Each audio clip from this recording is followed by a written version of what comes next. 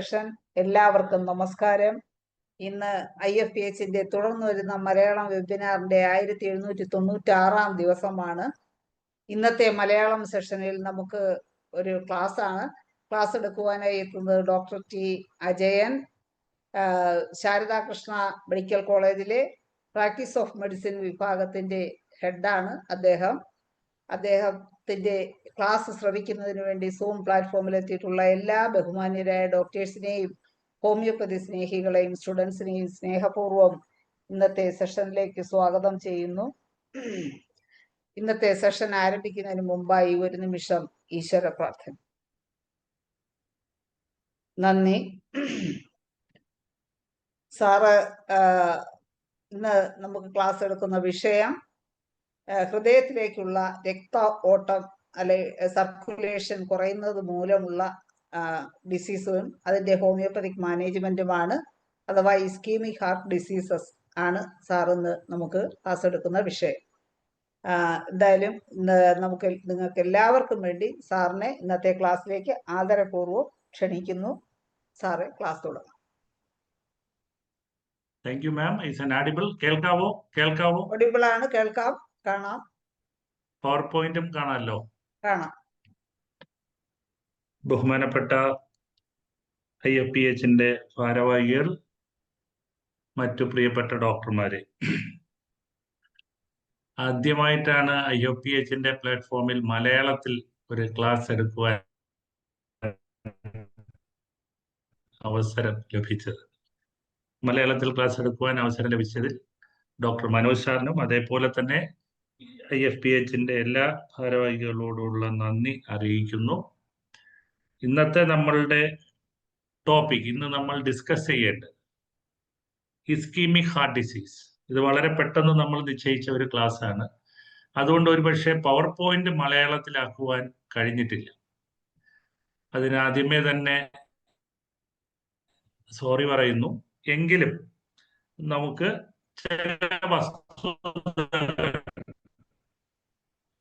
Ischemic heart ഡിസീസിനെ കുറിച്ചുള്ള നമ്മൾ ഇന്ന് ചർച്ച ചെയ്യുന്ന ഈ വിഷയം നമ്മുടെ സമൂഹത്തിൽ വളരെയധികം പ്രസക്തിയുള്ളതും മരണനിരക്ക് ഉയർന്നതുമായ ഒരു ആരോഗ്യ പ്രശ്നമാണ്. ഇസ്കീമിക് ഹാർട്ട് ഡിസീസ് നമ്മുടെ ഇന്ത്യയിലും ഒന്നാണ്. ഇന്ത്യയിൽ പ്രത്യേകിച്ച് യുവജനതയിൽ പോലും ഇതിന്റെ പ്രാധാന്യമുണ്ട്, അല്ലെങ്കിൽ അവരിൽ ഏറ്റവും കൂടുതലായിട്ട് നമ്മൾ കാണുന്നു എന്നുള്ളത് ഈ അസുഖത്തെ സംബന്ധിച്ച്, അല്ലെങ്കിൽ നമ്മുടെ ആരോഗ്യ രംഗത്തെ സംബന്ധിച്ചിടത്തോളം വളരെയധികം പ്രസക്തിയുള്ളതാണ്. അറിയപ്പെടാത്ത മുൻസൂചനകളും പരിഹാരമാകാത്ത അപകട സാധ്യതകൾ, ഇതെല്ലാം നമ്മെ കൂടുതൽ ജാഗ്രതയോടെ സമീപിക്കേണ്ട സാഹചര്യം സൃഷ്ടിക്കുന്നു. അതാണ് നമ്മളുടെ ഇസ്കീമിക് ഹാർട്ട് ഡിസീസിനെ സംബന്ധിച്ചിടത്തോളം ഏറ്റവും പ്രധാനം. നമ്മൾ ഒരുപക്ഷെ ഈ സെമിനാറിൽ ഉദ്ദേശിക്കുന്ന ചില കാര്യങ്ങൾ, എല്ലാ കാര്യങ്ങളും നമുക്ക് ഒരുപക്ഷെ ഇതിനകത്ത് ചർച്ച ചെയ്യപ്പെടുവാൻ കഴിയില്ല.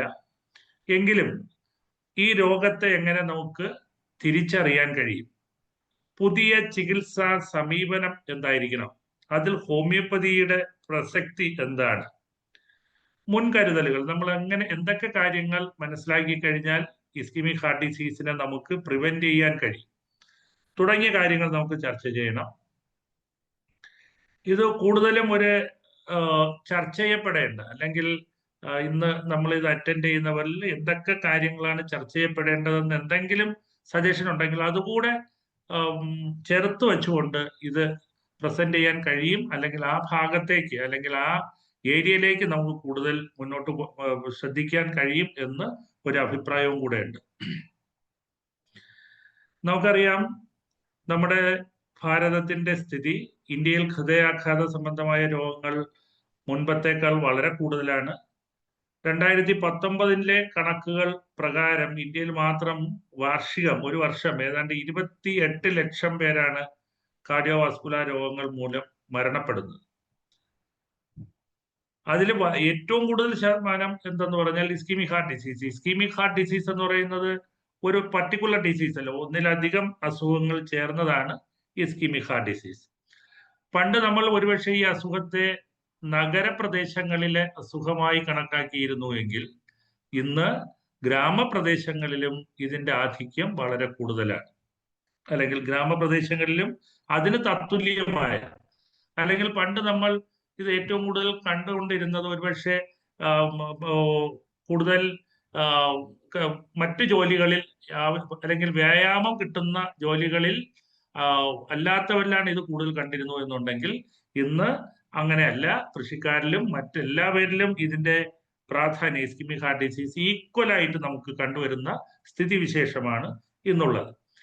ആരിലാണ് ഇത് ഏറ്റവും കൂടുതൽ ഉണ്ട് എന്ന് നമ്മൾ മനസ്സിലാക്കി കഴിഞ്ഞാൽ 45 വയസ്സിന് മുകളിലുള്ളവരിലാണ് കൂടുതലായും ഇസ്കെമിക് ഹാർട്ട് ഡിസീസ് എങ്കിലും ഇന്ന് 15 വയസ്സ് മുതൽ മുകളിലോട്ടുള്ളവരിൽ എല്ലാവരിലും ഇതിന്റെ വർധനവ്, അല്ലെങ്കിൽ ഇസ്കെമിക് ഹാർട്ട് ഡിസീസിന്റെ വർധനവ് ഏതാണ്ട് 100-120% കൂടി വരുന്ന ഒരു അവസ്ഥയുമുണ്ട്. അതേപോലെ പുരുഷന്മാരിലാണ് ഏറ്റവും കൂടുതൽ ഇസ്കെമിക് ഹാർട്ട് ഡിസീസ് ഉണ്ടാകും എന്നുള്ള ഒരു കൺസെപ്റ്റ് ഉണ്ട്. പക്ഷെ ഇന്ന് അതും മാറിയിരിക്കുന്നു. അവർ റീപ്രൊഡക്റ്റീവ് ലൈഫിൽ ഫീമെയിൽസിന്, അല്ലെങ്കിൽ ഏതാണ്ട് 50 വയസ്സ് വരെയുള്ള പ്രായത്തിൽ കുറച്ച് ഇതിന്റെ അല്ലെങ്കിൽ ഇസ്കെമിക് ഹാർട്ട് ഡിസീസിന്റെ ആ നമ്പർ കുറവാണെങ്കിലും 50 വയസ്സിനപ്പുറത്തേക്കുള്ള സ്ത്രീകളിലും ഇതിന്റെ ഹൃദയാഘാതം വർദ്ധിക്കുന്ന പ്രവണത വളരെ കൂടുതലായി കാണുന്നു. വളരെ പ്രധാനപ്പെട്ട കാര്യങ്ങൾ നമ്മൾ മനസ്സിലാക്കി കഴിഞ്ഞാൽ ഹൈപ്പർ ടെൻഷൻ, അതേപോലെ തന്നെ ഡയബറ്റീസ്, ഹൈപ്പർ ലിപ്പിഡീമിയ, കൊളസ്ട്രോൾ, അതേപോലെ തന്നെ വ്യായാമക്കുറവ്, അല്ലെങ്കിൽ അമിതഭാരം, അല്ലെങ്കിൽ മാനസിക സമ്മർദ്ദം, ഇതൊക്കെയാണ് വളരെ പ്രധാനമായും ഇസ്കെമിക് ഹാർട്ട് ഡിസീസ് ഉണ്ടാക്കുന്നത്.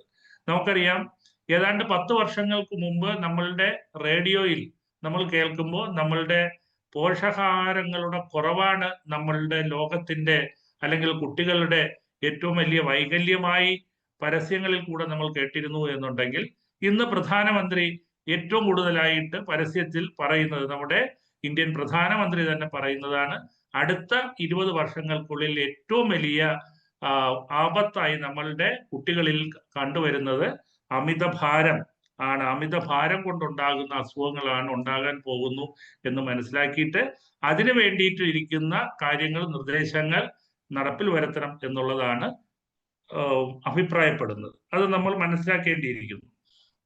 2030 ആകുമ്പോഴേക്കും ഇസ്കെമിക് ഹാർട്ട് ഡിസീസ് ലോകത്തെ ഏറ്റവും കൂടുതൽ മരണത്തിന് കാരണമാകുന്നതായി മാറും എന്നുള്ള കാര്യത്തിലും സംശയമില്ല. ഞാൻ കൂടുതൽ ദീർഘിപ്പിക്കുന്നില്ല. നമ്മുടെ ഇസ്കെമിക് ഹാർട്ട് ഡിസീസ് എന്ന് പറയുന്ന ആ ഗ്രൂപ്പിൽ പെടുന്ന അസുഖങ്ങൾ ഏതൊക്കെയാണ് എന്ന് നമുക്ക് മനസ്സിലാക്കാം. വളരെ പ്രധാനമായി നമുക്ക് 4-5 അസുഖങ്ങളാണ് അതിൽ പ്രധാനമായുള്ളത്. പ്രത്യേകിച്ചും രക്ത ഓട്ടം, ഹാർട്ടിലേക്ക് എത്തുന്ന രക്തം, അതിന്റെ രക്തത്തിന്റെ കുറവ് കൊണ്ടുണ്ടാകുന്ന അസുഖങ്ങളെ നമുക്ക് മെയിനായിട്ട് വേർതിരിക്കുന്നത്, ഒന്ന് എസിംപ്റ്റമാറ്റിക്, രോഗലക്ഷണങ്ങൾ ഒന്നുമില്ലാത്ത ഒരു ഗ്രൂപ്പ് ഡിസീസ്. രണ്ടാമത്തത് നമുക്കറിയാം നെഞ്ചുവേദന, അല്ലെങ്കിൽ അഞ്ചേന പെക്ടോറിസ് എന്ന് പറയുന്ന ഒരു വിഭാഗത്തിലുള്ള കുറച്ച് അസുഖങ്ങൾ. മൂന്നാമത്തത് നമ്മൾ എല്ലാവരും ഭയപ്പെടുന്ന ഇസ്കെമിക് ഹാർട്ട് ഡിസീസ് എന്ന് നമ്മൾ പറയപ്പെടുന്ന വളരെ പ്രധാനപ്പെട്ട ഡിസീസ്, അക്യൂട്ട് മയോകാർഡിയൽ ഇൻഫാർക്ഷൻ, അതായത് ധമനികളിലേക്കുള്ള, അതായത് കൊറോണറി ആർട്ടറിയിലേക്കുള്ള രക്ത ഓട്ടം കുറയുന്നത് കാരണം ഹാർട്ടിന്റെ ഭിത്തികളിൽ, ഹാർട്ടിന്റെ മസിൽസിന് ഉണ്ടാകുന്ന രക്തത്തിന്റെ കുറവ് കൊണ്ടുണ്ടാകുന്ന, ഓക്സിജന്റെ അളവ് കൊണ്ടുണ്ടാകുന്ന സെല്ലുകളുടെ മരണത്തെയാണ് നമ്മൾ അക്യൂട്ട് മയോകാർഡിയൽ ഇൻഫാർക്ഷൻ എന്നുകൊണ്ട് ഉദ്ദേശിക്കുന്നത്. അത് മൂന്നാമത്തെ ഒരു വേരിയന്റ്, മയോകാർഡിയൽ ഇൻഫാർക്ഷൻ. അത് നമുക്ക് സിംറ്റം ഇല്ലാതെ തന്നെ നമുക്ക് ഒരുപക്ഷെ നമ്മൾ ഏതെങ്കിലും രോഗത്തിന് വേണ്ടി ഡോക്ടർമാർ ഒരു ECG അഡ്വൈസ് ചെയ്യുമ്പോൾ വളരെ പെട്ടെന്ന് തന്നെ ഡോക്ടർമാർ ചോദിക്കാറുണ്ട്, നിങ്ങൾക്ക് മുമ്പ് എപ്പോഴെങ്കിലും ഹാർട്ടിന് അസുഖം വന്നിട്ടുണ്ടോ എന്ന്, ഹൃദയത്തിന് അസുഖം വന്നിട്ടുണ്ടോ എന്ന് ചോദിക്കാറുണ്ട്. ആ വിഭാഗത്തിൽ വരുന്ന ക്രോണിക് മയോകാർഡിയൽ ഇൻഫാർക്ഷൻ. ഇനി വളരെ പ്രധാനപ്പെട്ട ഒന്ന്, നമ്മൾ പണ്ട് കാലത്തൊക്കെ കേട്ടിരിക്കുക, യക്ഷി അടിച്ചു ഒരാൾ മരണപ്പെട്ടു, രാത്രി തന്നെ മരണപ്പെട്ടു എന്ന് കേട്ടിട്ടുണ്ട്. പിന്നെ ഇന്ന് നമ്മൾ കേട്ടിരിക്കുന്ന വേറൊന്നാണ്, നടന്നു പോവുകയാണ് കുഴഞ്ഞു വീണ് മരണപ്പെട്ടു എന്ന് നമ്മൾ കേൾക്കാറുണ്ട്. ആ വിഭാഗത്തിൽ വരുന്ന സഡൻ ഡെത്ത്. അങ്ങനെ നമുക്ക് ഇസ്കെമിക് ഹാർട്ട് ഡിസീസുകളെ ഇങ്ങനെ 5 വിഭാഗമായി തിരിക്കാം. എസിംപ്റ്റമാറ്റിക്, അഞ്ചേന പെക്ടോറിസ്, അതായത് വേദന, ഹാർട്ടിലേക്ക് നെഞ്ചിന്റെ ഭാഗത്തുണ്ടാകുന്ന അമിതമായ വേദന. പിന്നെ മൂന്നാമത്തത് ഏറ്റവും വളരെ പ്രധാനപ്പെട്ടത്, അല്ലെങ്കിൽ നമ്മൾ എല്ലാവരും ഭയപ്പെടുന്ന അസുഖം എന്ന് പറയുന്നത് acute myocardial infarction, chronic myocardial infarction and sudden death. അതിലെ നമ്മളുടെ അഞ്ചേന എന്ന് പറയുന്ന, അഞ്ചേന പെക്ടോറിസ് എന്ന് പറയുന്ന അസുഖത്തെ നമുക്ക് മൂന്നായിട്ട് തിരിക്കാം. Stable അഞ്ചേന, unstable അഞ്ചേന, Prince metal അഞ്ചേന. വളരെ സിമ്പിൾ ആണ്. അത് മൂന്നും എങ്ങനെ ഉണ്ടാകുന്നു എന്ന് ആസ് എ ഡോക്ടർ എന്നുള്ള നിലയിൽ നമ്മൾ മനസ്സിലാക്കിയിരിക്കണം. അതേപോലെ പ്രധാനപ്പെട്ട അസുഖം എന്ന് പറയുന്ന അക്യൂട്ട് മയോകാർഡിയൽ ഇൻഫാർഷനെ സ്റ്റെമി, STEMI, നമ്മുടെ മിക്കവാറും ഡോക്ടർമാരുടെ കേസ് റെക്കോർഡിൽ അങ്ങനെയായി എഴുതിയിരിക്കുന്നത്. ST elevation myocardial infarction, then non ST elevation myocardial infarction. ഈ പിക്ചർ ഒരുപക്ഷെ നമ്മളെ ഹെൽപ്പ് ചെയ്യും. എങ്ങനെയാണ് നമ്മളുടെ ധമനികൾ ഏതൊക്കെയാണെന്ന് നമുക്ക് നോക്കാം. ഒന്ന് ശ്രദ്ധിക്കുക. ഇതാണ് നമ്മളുടെ ധമനി. ഞാൻ വരയ്ക്കുന്നത് ഒരുപക്ഷെ ഓക്കെ.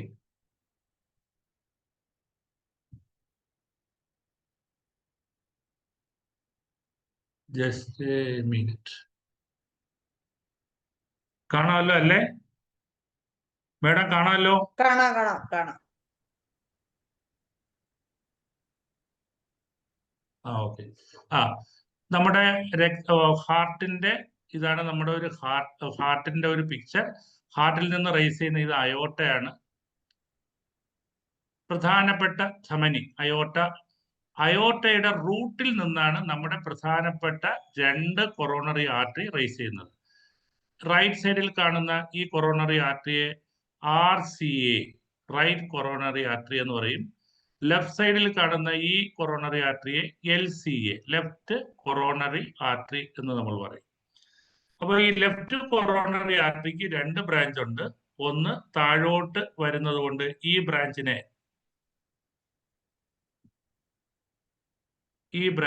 നമുക്ക്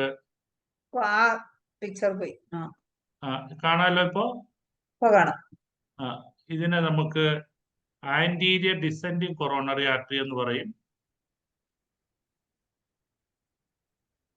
ഈ റൈറ്റ് സൈഡിലേക്ക് തിരിഞ്ഞ് ഞാൻ പോയിന്റ് ചെയ്തിരിക്കുന്ന ഇതിനെ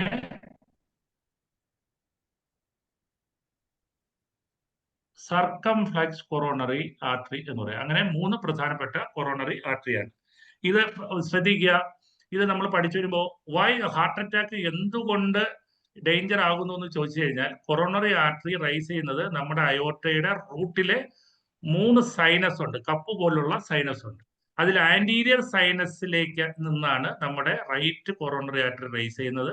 ലെഫ്റ്റ് കൊറോണറി ആർട്ടറി പോസ്റ്റീരിയർ സൈനസിന്റെ ലാറ്ററൽ സൈനസിൽ നിന്നാണ് റൈസ് ചെയ്യുന്നത്. അതിന്റെ ഡീറ്റെയിലേക്ക് പോകുന്നില്ല. ഇതെന്താ, റൂട്ടിൽ തന്നെ ഈ കപ്പ് പോലുള്ള സ്ട്രക്ചർ ഉള്ളതിന് കാരണം നമ്മുടെ സിസ്റ്റോളിന്റെ ടൈപ്പ്, ഹാർട്ട് ഇടിക്കുമ്പോൾ ഈവൻ 10% സിസ്റ്റോളിക് ഫങ്ഷൻ ഉണ്ടെങ്കിൽ അറ്റ്ലീസ്റ്റ് ഈ ബ്ലഡ് ഈ പറയുന്ന അയോട്ടിക് സൈനസിലേക്ക് എത്തുകയും ഡെഫിനറ്റ് ആയിട്ട് കൊറോണറി ആർട്ടറിക്കെങ്കിലും ബ്ലഡ് സപ്ലൈ ചെയ്യുകയും ചെയ്യുന്നു.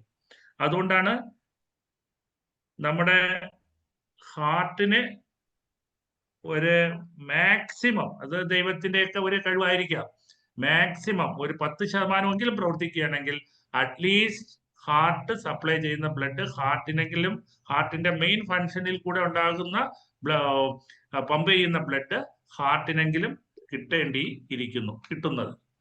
നമുക്ക് കുറച്ച് ഈ ഹാർട്ട് നമ്മുടെ ശരീരം എവിടെ ഇരിക്കുന്നു എന്ന് മനസ്സിലാക്കാം.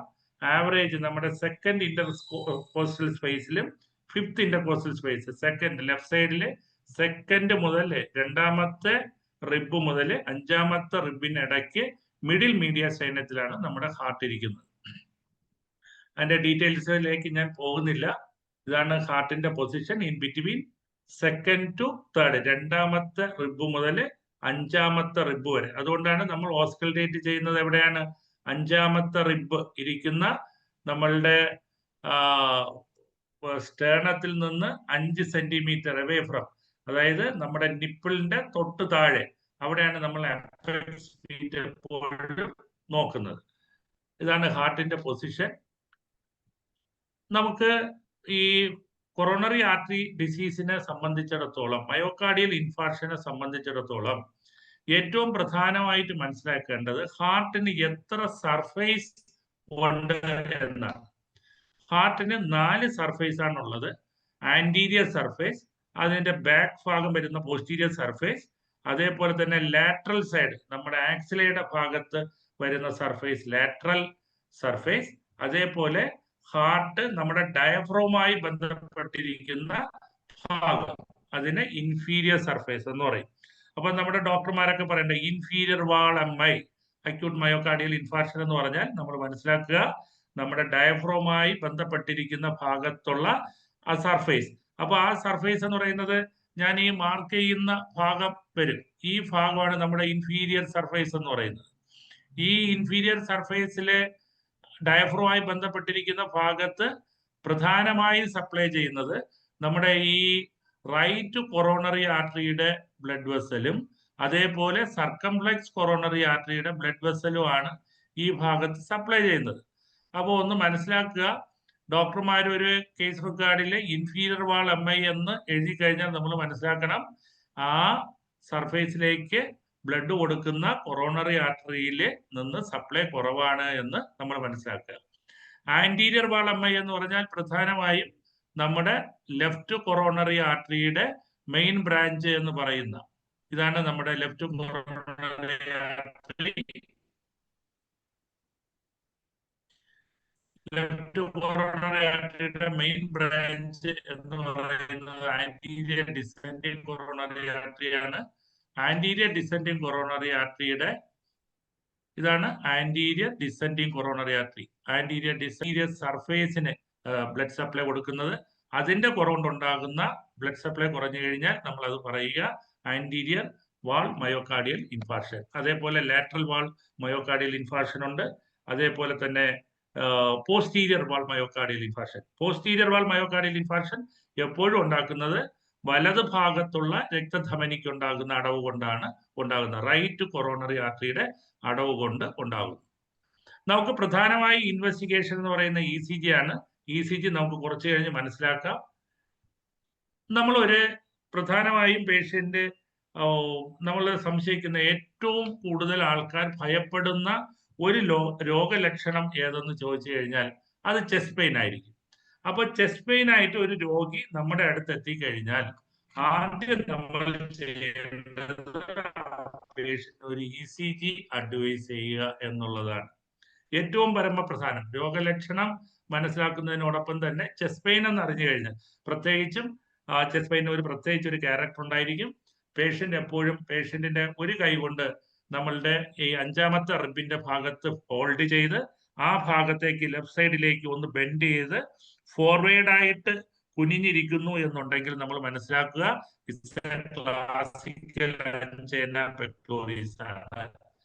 അങ്ങനെയുള്ള ഒരു കേസ് കിട്ടിക്കഴിഞ്ഞാൽ, ഇനി ഞാൻ നേരത്തെ ഒന്നുകൂടെ പറയാം, നമ്മുടെ ഇൻഫീരിയർ വാൾ മയോകാർഡിയൽ ഇൻഫാർക്ഷൻ ഒരിക്കലും രോഗി ചെസ്റ്റ് പെയിൻ പറയത്തില്ല. എപ്പോഴും പേഷ്യന്റ് എന്താ പറയുന്നത്? അബ്ഡമൽ പെയിൻ ആയിരിക്കും പറയുന്നത്, വയറിന്റെ ഭാഗത്തായിരിക്കും പെയിൻ പറയുന്നത്.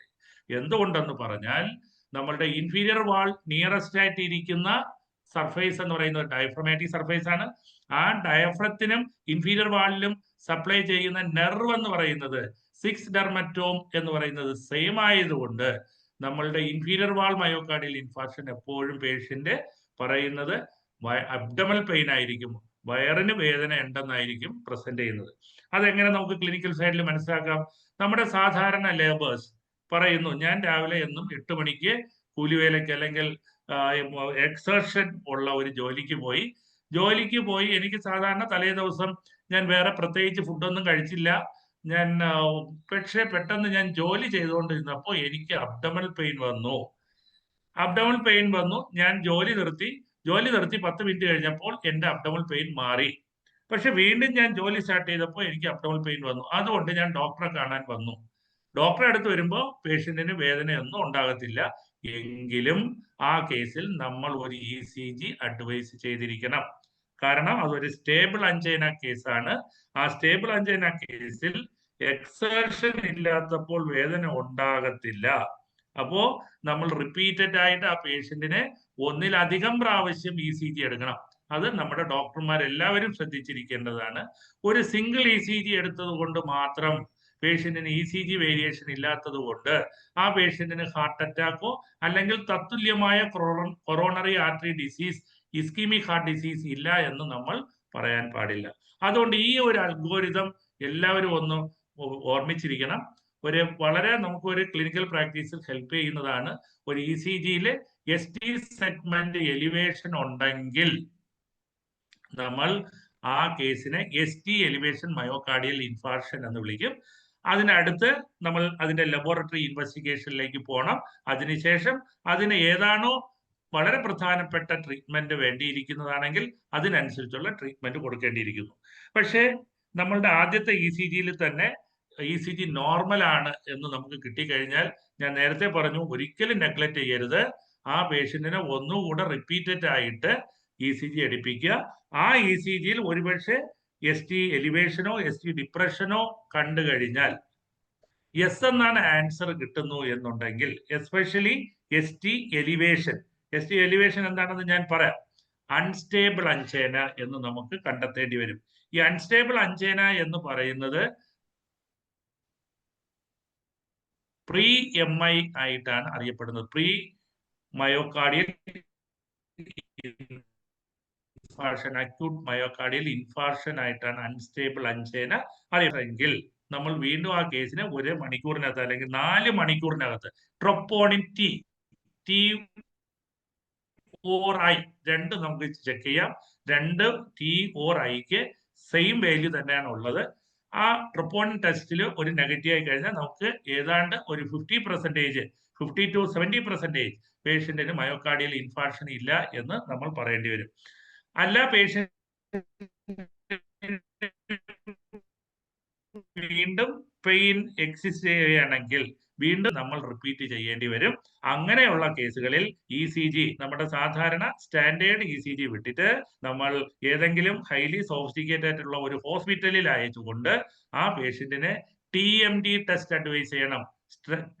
സ്ട്രെസ് ടെസ്റ്റ് നമ്മൾ അഡ്വൈസ് ചെയ്യണം. അതിനെ നമ്മൾ സ്ട്രെസ് ECG എന്നാണ്, ഓർ എക്സസൈസ്ഡ് ECG എന്നാണ് നമ്മൾ എഴുതി കൊടുക്കേണ്ടത്. TMT എന്ന് എഴുതി കൊടുത്താലും മതിയാവും. പക്ഷെ അവിടെ ശ്രദ്ധിക്കപ്പെടേണ്ട ഒരു പ്രധാനപ്പെട്ട ഒരു കാര്യം, അത് ഹോസ്പിറ്റൽ ഒരു അക്യൂട്ട് എമർജൻസി മാനേജ് ചെയ്യാൻ കഴിയുന്ന ഒരു ഹോസ്പിറ്റലിലായിരിക്കണം അത് ചെയ്യേണ്ടത് എന്നുള്ളത് നമ്മൾ മറക്കാൻ പാടില്ല.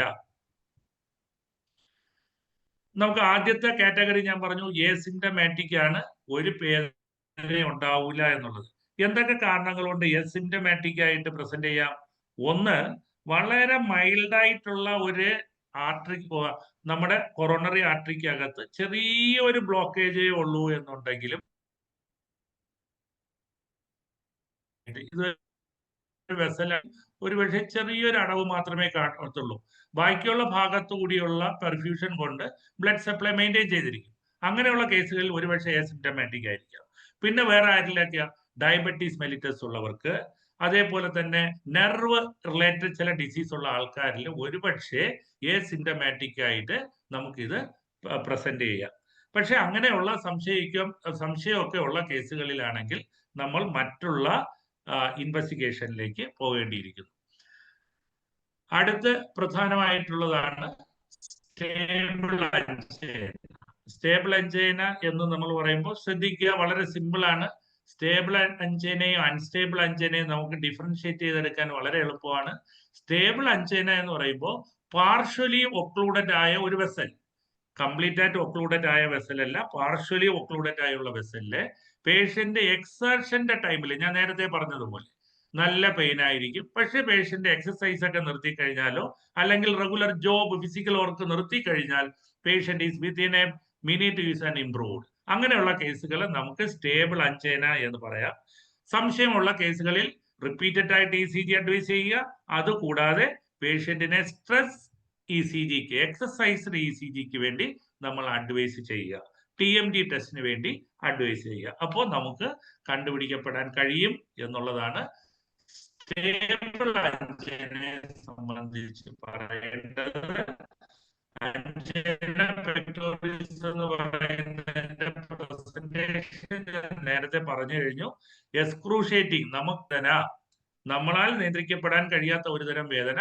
ആ ടൈമിൽ പേഷ്യന്റിന് എക്സസീവ് സ്വെറ്റിംഗ് ഉണ്ടാവും, പെയിന്, കഴുത്തിലേക്ക് ഒരു റേഡിയേഷൻ ഉണ്ടാവും, നമ്മുടെ ഫിംഗർ ടിപ്പ് വരെ എക്സ്റ്റെൻഡ് ചെയ്യാം. പക്ഷെ സെയിം ഈ നമ്മുടെ അഞ്ജന പെക്ടോറിസിനെ 6 ഡെർമറ്റോം പെയിൻ എന്നാണ് വിളിക്കുന്നത്. മറ്റു ചില അക്യൂട്ട് കണ്ടീഷനിലും ഈ 6 ഡെർമറ്റോം പെയിൻ ഉണ്ടാകാം.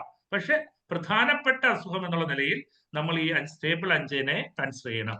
ഇതാണ് നമ്മൾ നേരത്തെ പറഞ്ഞ കൊറോണറി ആർട്ടറി. അതിന്റെ പതോഫിസിയോളജിയിലേക്കൊന്നും ഞാൻ ഡീറ്റെയിൽ ആയിട്ട് പോകുന്നില്ല, കാരണം നമ്മൾ ഡോക്ടർമാർക്ക് എല്ലാവർക്കും അറിയാം ഓക്സിജന്റെ അളവ് കുറവുണ്ടാകുമ്പോൾ ആ ഭാഗത്തെ സെല്ലുകൾക്ക് ന്യൂട്രിയൻസും അതേപോലെ ഓക്സിജനും എത്താതെ വരും. അതിനെയാണ് ഇസ്കീമിയ എന്ന് പറയുന്നത്. അത് കാരണം സെൽ ഡെത്തിനെ നമ്മൾ നെക്രോസിസ് എന്ന് പറയും. ഇസ്കീമിക് നെക്രോസിസിനെ നമ്മൾ ഇൻഫാർക്ഷൻ എന്ന് പറയും. അപ്പോൾ ischemic necrosis is equal to necrosis plus ischemia plus necrosis is equal to infarction. അത് വളരെ പെട്ടെന്ന് ഉണ്ടാവുമ്പോൾ അതിനെ നമ്മൾ അക്യൂട്ട് മയോ. ഇതിന്റെ പെതോജെനിസിസ് എന്ന് പറയുന്നത് നേരത്തെ ഞാൻ പറഞ്ഞു, പാർഷ്യലി ഒക്ലൂഡഡ് വെസൽസ്. അപ്പൊ അൺസ്റ്റേബിൾ അഞ്ജന, മയോകാർഡിയൽ ഇൻഫാർക്ഷൻ, ഇതിന്റെയൊക്കെ പതോഫിസിയോളജി ആൾമോസ്റ്റ് സെയിം തന്നെയാണ്. പക്ഷെ ഒരു ഡിഫറൻസ് എന്ന് പറയുന്നത്,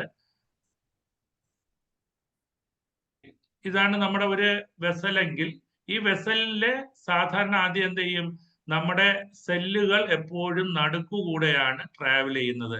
അതിനെ നമ്മൾ ആക്സിയൽ സ്ട്രീം എന്ന് പറയും. എന്തൊക്കെ സെല്ലുകളാ?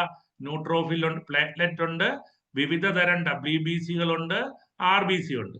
ഇതെല്ലാം നമ്മുടെ ഒരു വെസലിന്റെ സെൻട്രൽ കൂടെ ട്രാവൽ ചെയ്യുമ്പോൾ അതിനെ ആക്സിയൽ സ്ട്രീം എന്ന് വിളിക്കുന്നു. എപ്പോഴും വാട്ടർ കണ്ടന്റ്, ഫ്ലൂയിഡ് പാർട്ട് എന്ന് പറയുന്നത് പെരിഫറിയിൽ കൂടെയാണ് സർക്കുലേറ്റ് ചെയ്യുന്നത്. ഇത് നമ്മൾ മനസ്സിലാക്കിയിരിക്കണം. അപ്പോ നമ്മളുടെ വെസലിന്റെ അകത്ത്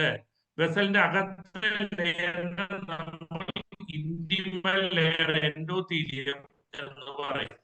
ഈ എൻഡോത്തീലിയം ഡാമേജ് ആയി കഴിഞ്ഞാൽ ഈ ആക്സിയൽ സ്ട്രീമിൽ കൂടെ പോകുന്ന സെല്ലുകളിൽ പ്രധാനമായും പ്ലേറ്റ്ലെറ്റ് ആദ്യം വന്ന് അഡ്ഹർ ചെയ്യും. ഈ പ്ലേറ്റ്ലെറ്റുകൾ ആദ്യം വന്ന് അഡ്ഹർ ചെയ്ത് കഴിഞ്ഞാൽ അത് ത്രോംബോപ്ലാസ്റ്റിൻ എന്ന് പറയുന്ന ഒരു ഗ്ലൂ പോലെയുള്ള ഒരു മെറ്റീരിയൽ ഇത് ഉണ്ടാക്കും. ആ ത്രോംബോപ്ലാസ്റ്റിൻ എന്ത് ചെയ്യും? ബാക്കിയുള്ള നമ്മുടെ RBCയെയും അതേപോലെ തന്നെ നമ്മുടെ WBCയെയും ടാപ്പ് ചെയ്യും. അങ്ങനെ ഉണ്ടാകുന്നതിനെയാണ് നമ്മൾ എന്തെന്ന് വിളിക്കുക? ത്രോംബസ് എന്ന് വിളിക്കുന്നത്. ഒരു ത്രോംബസിനെ അതിന്റെ ഹെഡ് പാർട്ട് കാണും, അതേപോലെ അതിന് 2 ടൈലും കാണും. ടൈൽ എന്ന് പറയുന്നത് മിക്കവാറും RBC ആയിരിക്കും. ഹെഡ് പാർട്ടിൽ മിക്കവാറും കാണുന്നത് പ്ലേറ്റ്ലെറ്റും അതേപോലെ WBC ആയിരിക്കും. അപ്പോൾ അതിനെ നമ്മൾ വൈറ്റ് ത്രോംബസ് എന്ന് വിളിക്കുന്നു. 2 ടൈലിനെ റെഡ് ത്രോംബസ് എന്ന് വിളിക്കുന്നു. ഇത് ഡിറ്റാച്ച് ചെയ്ത് ബ്ലഡിൽ കൂടെ, ഇത് മിക്കവാറും ഉണ്ടാകുന്നത് നമ്മുടെ ലോവർ വാസ്കുലാർ സിസ്റ്റത്തിലാണ്, കാലിലൊക്കെ ആയിരിക്കും. എന്തുകൊണ്ടാ?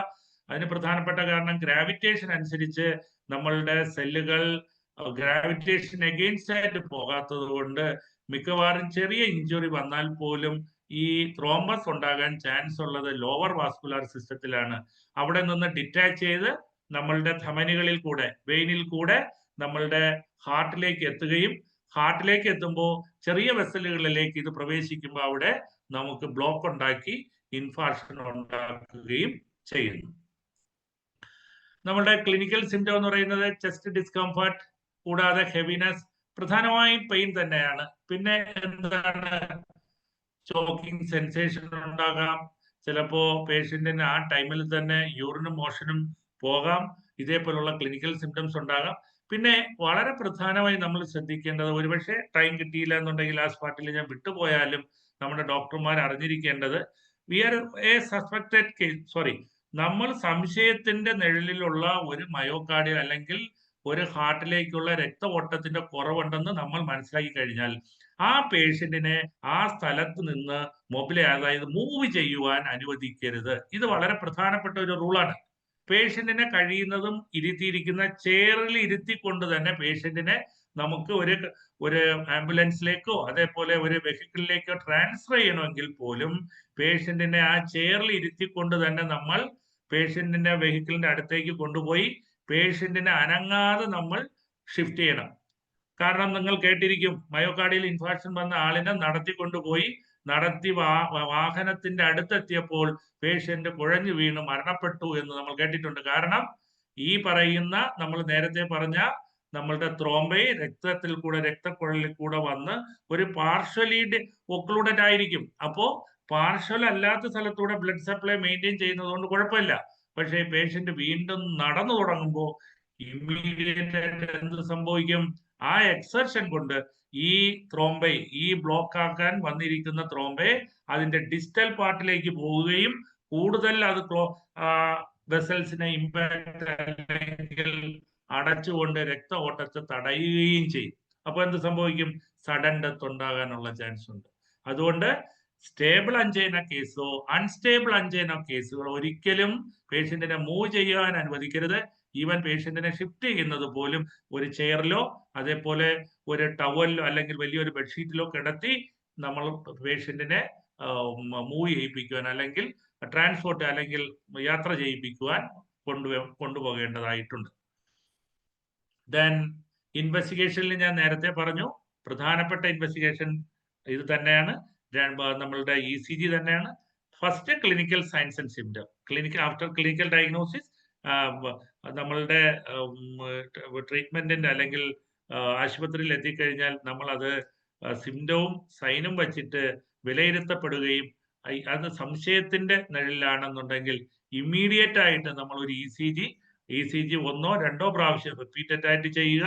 അതുപോലെ തന്നെ 4 മണിക്കൂറിനുള്ളിൽ മാത്രമേ എൻസൈം ടെസ്റ്റ് ചെയ്യാവൂ. അതിന് കാരണവും കൂടെ ഞാൻ പറയാം.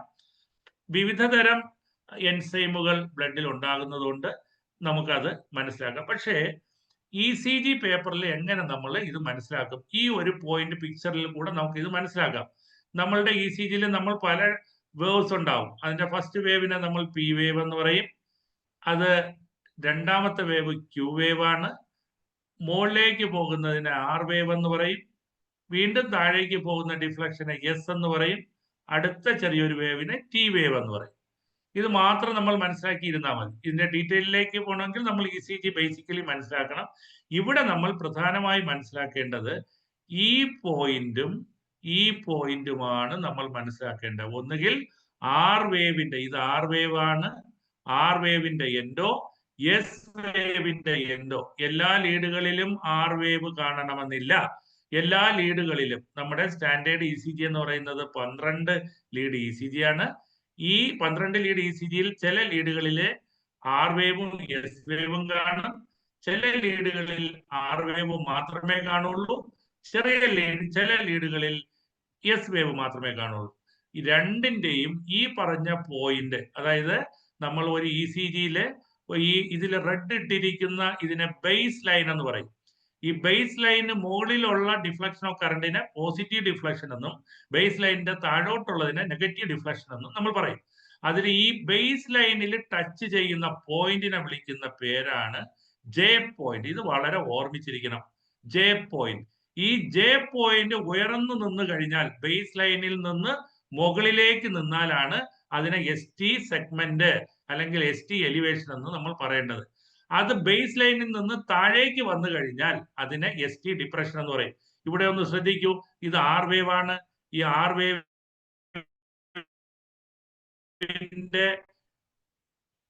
ഇതാണ് നമ്മുടെ ബേസ് ലൈൻ. ഈ ബേസ് ലൈനിൽ നിന്ന് താഴോട്ടാണ് നിൽക്കുന്നത് അല്ലെ? അതിനെ നമുക്ക് എന്തെന്ന് വിളിക്കാം? ST ഡിപ്രഷൻ എന്ന് നമുക്ക് വിളിക്കാം. ഇതെന്താണ് അപ്പോ?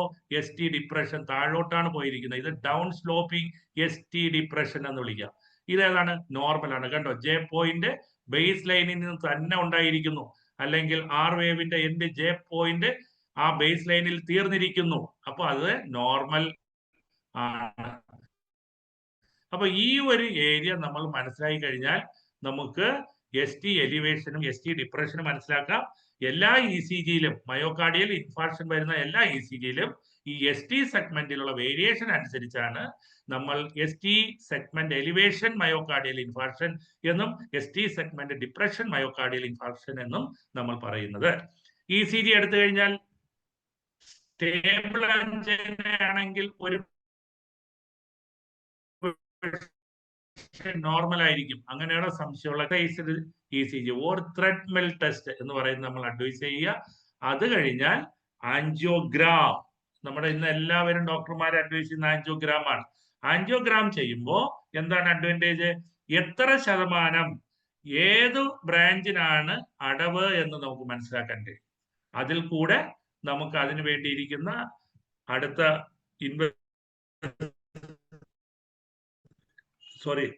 അടുത്ത ട്രീറ്റ് പ്ലാൻ നമുക്ക് നിർണ്ണയിക്കാൻ പറ്റും എന്നുള്ളതാണ്. അപ്പൊ മാനേജ്മെന്റിലെ സ്റ്റേബിൾ അഞ്ചൈന ഞാൻ പറഞ്ഞു. സ്റ്റേബിൾ അഞ്ചൈനയുടെ അടുത്ത് TMG ടെസ്റ്റ് ആണ്. TMG ടെസ്റ്റ് ചെയ്തു കഴിഞ്ഞാൽ ഇത്ര പെർസെന്റേജിൽ കൂടുതൽ അടവ് ഉണ്ടെന്നുണ്ടെങ്കിൽ അതിൽ നമ്മൾ CABG അഡ്വൈസ് ചെയ്യുന്നു. അതായത് പെർക്യൂട്ടേനിയസ് ട്രാൻസ്ലൂമിനൽ ആൻജിയോഗ്രാം ആൻജിയോപ്ലാസ്റ്റി. നമ്മൾ സ്റ്റെന്റ് വയ്ക്കുന്നു എന്ന് പറഞ്ഞു കേട്ടിട്ടില്ലേ? അതകത്ത് അടവുണ്ട് എന്ന് മനസ്സിലായി കഴിഞ്ഞാൽ, അത് ബ്ലോക്ക് ഉണ്ടെന്ന് മനസ്സിലായി കഴിഞ്ഞാൽ ഒരു കത്തീറ്റർ അകത്ത് കൊണ്ടുവന്ന് ഇത് മനസ്സിലാക്കുകയും അതിനെ ആ ബലൂൺ ഉപയോഗിച്ച് ഇവിടെ ഡയലേറ്റ് ചെയ്യുകയും ഇവിടെ ഒരു സ്പ്രിങ് പോലുള്ള സാധനത്തെ വയ്ക്കുകയും ചെയ്യുന്നതിനെയാണ് എന്തെന്ന് പറയുന്നത്, നമ്മൾ സ്റ്റെന്റിങ് എന്ന് പറയുന്നത്. ഈ സ്റ്റെന്റ് ചെയ്യുമ്പോൾ എന്ത് സംഭവിക്കും? ഈ വെസൽ പാറ്റന്റായി നിലനിൽക്കും. അതിനുവേണ്ടിയാ മെഡിക്കേറ്റഡ് സ്റ്റെന്റ് ഉപയോഗിക്കുന്നത്. മെഡിക്കേറ്റഡ് സ്റ്റെന്റിന്റെ പ്രത്യേകത എന്തോ? മിക്കവാറും പ്ലാറ്റ്ലെറ്റ് വന്ന് അഡ്ഹർ ചെയ്യാതിരിക്കുവാൻ ആന്റി പ്ലാറ്റ്ലെറ്റ് ഡ്രഗുകൾ വച്ചിരിക്കുന്നതാണ് ഈ സ്റ്റെന്റിനകത്തുള്ളത്. അത് നമുക്ക് അടുത്തൊരു അവസരത്തിൽ നോക്കാം. അപ്പോ 50% മുകളിൽ അടവുണ്ട് എന്നുണ്ടെങ്കിൽ 50% വരെ ഡോക്ടർമാർ മെഡിക്കൽ ട്രീറ്റ്മെന്റ് ആണ് അഡ്വൈസ് ചെയ്യാറുള്ളത്. എബോവ് 50% ആണെങ്കിൽ CABGയോ അത് 2 വെസലോ 3 വെസലിലേക്കോ ഇത് വ്യാപിച്ചിട്ടുണ്ട് എങ്കിൽ CABG അല്ലെങ്കിൽ PCI നമുക്ക് പോസിബിൾ അല്ല. പെർക്യൂട്ടേനിയസ് ട്രാൻസ്ലൂമിനൽ ആൻജിയോഗ്രാഫ്റ്റി നമുക്ക് പോസിബിൾ അല്ല. ആ കേസുകളിൽ ബൈപ്പാസ് ഗ്രാഫ്റ്റിംഗ് തന്നെ നമ്മൾ നടത്തേണ്ടിയിരിക്കുന്നു. റീവാസ്കുലറൈസ് ചെയ്യുകയും ആ കേസുകളിൽ ബൈപ്പാസ് കണ്ടിവീറ്റ് വയ്ക്കണം. കണ്ടിവീറ്റ് മീൻസ് നമ്മൾ എവിടെയാണോ അടവ് വന്നത് അതിന്റെ മുകളിൽ നിന്ന് ഒരു ബ്ലഡ് വെസൽ ഉപയോഗിച്ചുകൊണ്ട് താഴത്തേക്ക് ബ്ലഡ് എത്തിക്കുന്ന ഇതിനെയാണ് നമ്മൾ ബൈപ്പാസ് ഗ്രാഫ്റ്റിംഗ് എന്ന് പറയുന്നത്.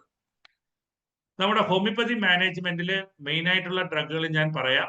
ക്രെറ്റേഗസ്, ദെൻ ലാക്ട്രോഡക്ടസ്, ദെൻ കാക്ടസ്, ദെൻ സ്പൈജീലിയ. ഇതിനേക്കാൾ ഏറ്റവും പ്രധാനമായി നമ്മൾ മനസ്സിൽ കൊണ്ടു നടക്കേണ്ട വളരെ പ്രധാനപ്പെട്ട ഡ്രഗാണ് അമൈൽ നൈട്രോസം. ഒരു സംശയവും വേണ്ട. അമൈൽ നൈട്രോസം ഒരു കർച്ചീഫിൽ എടുക്കുക, മൂക്കിലോട്ട് ഒന്ന് പിടിച്ചു കൊടുക്കുക. അറ്റ്ലീസ്റ്റ് എന്തെങ്കിലും എന്റെ പ്രാക്ടീസിൽ ഏറ്റവും കൂടുതൽ കേസുകൾ അഞ്ചൈന പെക്ടോറിസ് മാനേജ് ചെയ്യാൻ ഞാൻ ഉപയോഗിക്കുന്ന ഡ്രഗ് അമൈൽ നൈട്രോസം ആണ്. വളരെയധികം ICUയിൽ പോലും വളരെയധികം പെയിൻ മാനേജ്മെന്റിന് ഉപയോഗിക്കാൻ പറ്റുന്ന ഡ്രഗ് നമ്മളുടെ അമൈൽ നൈട്രോസം വളരെ പവർഫുൾ ആയിട്ടുള്ള ഒരു ഡ്രഗാണ്. കൂടാതെ നമ്മുടെ ആഴ്സനിക്കം ആൽബം ഒരിക്കലും നമ്മൾ മറക്കാൻ പാടില്ല. ആഴ്സനിക് ആൽബം, അതേപോലെ തന്നെ ആർണിക്ക, ഈ 2 ഡ്രഗുകൾ കൂടെ എപ്പോഴും അക്കോണൈറ്റ്, ആർണിക്ക, അതുപോലെ തന്നെ ആഴ്സനിക് ആൽബം, ഈ 4 ഡ്രഗുകളെ എപ്പോഴും നമ്മൾ മനസ്സിൽ വച്ചിരിക്കണം. അതേപോലെ ഹൈഡ്രോസിയാനിക് ആസിഡ് എപ്പോഴും ഒരു സഡൻ ഡെത്തിലേക്കൊക്കെ പോകുന്ന ഒരു അവസ്ഥയിൽ നമുക്ക് ഉപയോഗിക്കാൻ പറ്റുന്ന ഒരു ഡ്രഗാണ് ഹൈഡ്രോസിയാനിക് ആസിഡ്. പക്ഷെ അമൈൽ നൈട്രോസം എപ്പോഴും നമ്മളുടെ ടേബിളിൽ തന്നെ സൂക്ഷിച്ചു വെച്ചിരിക്കണം. ഞാൻ എപ്പോഴും എൻ്റെ ടേബിളിൽ തന്നെ വെച്ചിട്ടുണ്ട് അമൈൽ നൈട്രോസം. ഈ അമൈൽ നൈട്രോസം എപ്പോഴും ആവശ്യം വന്നു കഴിഞ്ഞാൽ ഇമ്മീഡിയറ്റ് ആയിട്ട് നമ്മളുടെ പേഷ്യന്റിന് നമുക്ക് ഉപയോഗിക്കാൻ കഴിയും. അടുത്ത അൺസ്റ്റേബിൾ അഞ്ചൈന ഞാൻ നേരത്തെ പറഞ്ഞു, പ്രീ MI ആയിട്ടാണ് കണക്കാക്കിയിരിക്കുന്നത്. എന്താണ് അൺസ്റ്റേബിൾ അഞ്ചൈനയുടെ പ്രത്യേകത? സ്റ്റേബിൾ അഞ്ചൈന എന്ന് പറയുമ്പോൾ റെസ്റ്റ് എടുക്കുമ്പോൾ പെയിൻ നിൽക്കും അല്ലേ? പക്ഷെ അൺസ്റ്റേബിൾ അഞ്ചൈനയോ ചിലപ്പോൾ നമ്മൾ റെസ്റ്റ് എടുക്കുന്ന ടൈമിലും വേദന വരും. അതെന്തുകൊണ്ടാ? അതായത് കൊറോണറി ആർട്ടറിയുടെ ഏതാണ്ട് 75% കൂടുതൽ അടവ് വന്നു കഴിയുമ്പോൾ എപ്പോ വേണമെങ്കിലും ഒരു സ്ലൈറ്റ് എക്സർഷൻ ഉണ്ടെങ്കിൽ പോലും പേഷ്യന്റ് വേദന ഉണ്ടാകുന്ന കണ്ടീഷനാണ് അൺസ്റ്റേബിൾ അഞ്ചൈന. അപ്പോൾ അൺസ്റ്റേബിൾ അഞ്ചൈന മിക്കവാറും ST എലിവേഷനോ ST ഡിപ്രഷനോ കാണും. അത് എങ്ങനെ നമുക്ക് ഡിഫറൻഷിയേറ്റ് ചെയ്യാന്നുള്ളത് നിങ്ങൾ മനസ്സിലാക്കുക. എപ്പോഴും ഇസ്കീമിയ ഉണ്ടായി കഴിഞ്ഞാൽ നമ്മളുടെ എൻഡോകാർഡിയൽ സ്ട്രക്ചേഴ്സിലാണ് ആദ്യമായി ഇത് അഫക്റ്റ് ചെയ്യുന്നത്. അതായത് മസിലിലേക്ക് വരുന്നതിന് മുമ്പ്, ഔട്ടറിലേക്ക് വരുന്നതിന് മുമ്പ് എൻഡോകാർഡിയൽ സ്ട്രക്ചേഴ്സ്. ഏതൊക്കെയാ എൻഡോകാർഡിയൽ സ്ട്രക്ചേഴ്സ്? നമുക്കറിയാം, ഹാർട്ടിന്റെ അകത്തുള്ള valve, cusps, commission, papillary muscle, കോഡേറ്റന്റിന് 5 പ്രധാനപ്പെട്ട സ്ട്രക്ചർ ചേർന്ന്, കൂടാതെ അകത്തെ ഇന്റിമൽ ലൈനിങ് മെംബ്രെയിൻ എൻഡോകാർഡിയം, ഇത്രയും 6 സ്ട്രക്ചർ ചേർന്നതാണ് നമ്മൾ എൻഡോകാർഡിയം. ആ എൻഡോകാർഡിയത്തിലേക്ക് മയോകാർഡിയൽ ഇൻഫാർക്ഷൻ വരുമ്പോഴാണ് മിക്കവാറും ST ഡിപ്രഷൻ കാണുന്നത്. അതേപോലെ ST എലിവേഷൻ എന്ന് പറഞ്ഞാൽ നമ്മൾ മനസ്സിലാക്കുക മയോകാർഡിയൽ ഇൻഫാർക്ഷൻ കുറച്ചുകൂടെ പ്രോഗ്രസ് ആകുന്നു എന്നാണ് നമ്മൾ മനസ്സിലാക്കേണ്ടത്. അതായത് എൻഡോകാർഡിയത്തിൽ നിന്ന് അതിന്റെ വെളിയിലേക്ക് മസിലിലേക്ക് കൂടെ രക്തഓട്ടം കുറവ് വരുന്നു, അതിൽ കൂടെ സെൽ ഡെത്ത് നടക്കുന്നു, നെക്രോസിസ് ആകുന്നു, ഇൻഫാർക്ഷനിലേക്ക് പോകുന്നു എന്ന് നാം മനസ്സിലാക്കേണ്ടിയിരിക്കുന്നു. അതേപോലെ അൺസ്റ്റേബിൾ അഞ്ചേന, അതിന്റെ എറ്റിയോളജി നേരത്തെ തന്നെ ഞാൻ പറഞ്ഞു. ഇത് ഈ ഒരു വെസലിൽ നമ്മൾ കണ്ടു കഴിഞ്ഞാൽ നമുക്ക് മനസ്സിലാവും. സ്റ്റേബിൾ അഞ്ചേനയും അൺസ്റ്റേബിൾ അഞ്ചേനയും, സ്റ്റേബിൾ അഞ്ചേന ബ്ലഡ് സപ്ലൈ കുറെ ഭാഗത്തൂടെ മെയിൻറ്റെയിൻ ചെയ്യാൻ പറ്റുന്നു. അൺസ്റ്റേബിൾ അഞ്ചേന ഇവിടുത്തെ പ്ലക്ക് എന്ത് ചെയ്യുന്നു, റപ്ചർ കൂടെ ഉണ്ടാകുന്നു. ആദ്യമായി ഇന്റിമൽ ലെയറിലെ കൊളസ്ട്രോൾ ആണ് വന്ന് അഡ്ഹർ ചെയ്യുന്നത്. അത് ആ ഇഞ്ചുറിയാണ് നമ്മുടെ പ്ലേറ്റ്ലെറ്റിനെ അഡ്ഹർ ചെയ്യിപ്പിക്കുവാൻ പ്രേരിപ്പിക്കുന്നത്. പ്ലേറ്റ്ലെറ്റ് അഡ്ഹർ ചെയ്ത് കഴിഞ്ഞാൽ അത് ത്രോംബോപ്ലാസ്റ്റിൻ ഉണ്ടാക്കും. ത്രോംബോപ്ലാസ്റ്റിൻ ഒരു ഗ്ലൂ ആണ്. ഈ ഗ്ലൂ എന്ത് ചെയ്യും, ആ സെൻട്രലിൽ കൂടെ പോകുന്ന മറ്റ് സെല്ലുകളെ കൂടെ പിടിച്ചെടുക്കും. അങ്ങനെ RBCയെയും WBCയെയും ഒക്കെ പിടിച്ചെടുത്ത് അവിടെ വലിയ ഒരു ക്ലോട്ടായിട്ട് മാറുന്നു. അതിങ്ങനെ വളർന്ന് ആ കംപ്ലീറ്റ് വെസലിനെയും ഒക്ലൂഡ് ചെയ്ത് പോകുന്നു. ഇതാണ് നാം മനസ്സിലാക്കിയിരിക്കേണ്ട ബേസിക് പതോളജി. ഓക്കെ, റിസ്ക് ഫാക്ടേഴ്സിനെ കുറിച്ച് പറയേണ്ട കാര്യമില്ല, ഞാൻ തുടക്കത്തിൽ തന്നെ പറഞ്ഞു. Diabetes, obeys, hyper tension, high cholesterol, then tobacco use, അതേപോലെ തന്നെ സബ്സ്റ്റൻസ് അബ്യൂസ്, ഫാമിലി ഹിസ്റ്ററി. അച്ഛനും അമ്മയ്ക്കും കാർഡിയോളജി കേസ് ഉണ്ടെങ്കിൽ ഓസ്പ്രിങ്ങിന് വരാനുള്ള ചാൻസ് 70% എബോവ് ആണ്. ഒരാൾക്ക് മാത്രമാണ് ഉള്ളതെങ്കിൽ അതിന്റെ പെർസെൻറ്റേജ് ഇൻ ബിറ്റ്വീൻ 40 to 50% ആണ്. അപ്പോൾ നമ്മളുടെ ഒരു പേഷ്യന്റ് വന്നു കഴിഞ്ഞാൽ നമ്മൾ ആ ഹിസ്റ്ററി കൂടെ എടുത്തേക്കണം. ഡയബറ്റിസ് മെലിറ്റസ് വളരെ പ്രധാനപ്പെട്ട ഒരു കാരണമായി മാറിയിട്ടുണ്ട്. അതേപോലെ ഇന്ന് വളരെ പ്രധാനപ്പെട്ട ക്രോണിക് കിഡ്നി ഡിസീസ്. ഞാൻ ഒരു കേസ് ഇതിന്റെ അവസാനം കാണിക്കും. ഞാൻ ഏതാണ്ട് 16 വർഷമായി ക്രോണിക് കിഡ്നി ഡിസീസിന് ഞാൻ ട്രീറ്റ് ചെയ്തുകൊണ്ടിരുന്ന ഒരു കേസാണ്. അതിന് ഈ അടുത്ത കാലത്തായിട്ട് 2 ആഴ്ചയ്ക്ക് മുമ്പ് വളരെ പെട്ടെന്ന് മയോകാർഡിയൽ ഇൻഫാർക്ഷൻ വന്നു. പേഷ്യന്റ് നമ്മളുടെ ICUയിലേക്ക് ഞാൻ അഡ്മിറ്റ് ചെയ്ത് വളരെ പെട്ടെന്ന് തന്നെ പേഷ്യന്റിനെ ഏതാണ്ട് 6 ദിവസം കൊണ്ട് തന്നെ നമുക്ക് ICUയിൽ നിന്നും മാറ്റി പേഷ്യന്റിനെ നടത്താൻ കഴിഞ്ഞു. പക്ഷെ അൺഫോർച്ചുനേറ്റ്ലി ആ പേഷ്യന്റിനെ നമ്മൾ ഡിസ്ചാർജ് ചെയ്ത് വീട്ടിൽ പോയതിനു ശേഷം ഈ പേഷ്യന്റിന് വളരെ പെട്ടെന്ന് നമ്മൾ ഫെയിലുവർ വളരെ കൂടുകയും സോഡിയവും പൊട്ടാസ്യത്തിലൊക്കെ വേരിയേഷൻ വന്ന് വീണ്ടും പേഷ്യന്റ് ICUയിലാവുകയും പേഷ്യന്റ് വളരെ പതറ്റിക് കണ്ടീഷനിലേക്ക് പോകേണ്ട ഒരു സാഹചര്യവും ഏതാണ്ട്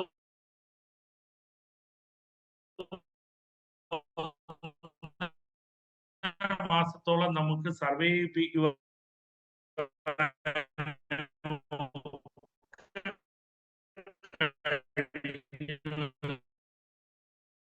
കേസ് വെച്ചിട്ട് നമുക്ക് ഏതാണ്ട് ഒരു ഫിസിയോളജിയിലെ ഒരു ഡിഫറെന്റ് ത്രോംബയെ കുറിച്ചുള്ള ഒരു ഇതാണ് പിക്ചറാണ്. അതിന്റെ ഡീറ്റെയിൽസ് പറഞ്ഞു കഴിഞ്ഞു. ECGയെ കുറിച്ച് ഞാൻ പറഞ്ഞു കഴിഞ്ഞു. Management lower risk stress test ചെയ്യണം. ഈ സ്ട്രെസ് ECG എടുക്കുമ്പോൾ ഹൈ റിസ്ക് ആണെങ്കിൽ അടുത്ത് നമ്മൾ ECGയിൽ വേരിയേഷൻ ഉണ്ടെങ്കിൽ കൊറോണറി ആൻജിയോഗ്രാഫിയിലേക്ക് പോകണം. അടുത്ത് നോ ഹൈ റിസ്ക് സ്ട്രെസ് ECGയിൽ വലിയ റിസ്ക് ഒന്നും ഇല്ല എന്നുണ്ടെങ്കിൽ നമുക്ക്